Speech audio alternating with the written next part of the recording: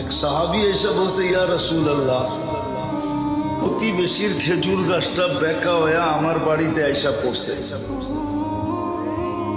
কিন্তু খেজুর যখন পাইকা পড়ে তা আমার বাচ্চারও দুই একটা কুড়ায় নেয়, কিন্তু প্রতিবেশীটা এমন যে মুখের ভিতর থেকে পর্যন্ত আঙ্গুল দিয়া বাহির করে নেওয়া যায়। আপনি একটু ওরে বলেন না, হয়তো আমার কাছে বেচা ফেলো, আর নইলে খেজুর গাছটা একটু নিয়ে দেন আমাকে। আল্লাহ রসুল ডাইকা জিজ্ঞাসা করছে, কিন্তু ওটা প্রতিবেশী হলে কি হবে? নিজেকে মুসলমান বললে কি হবে? আসলে ছিল মুনাফিক।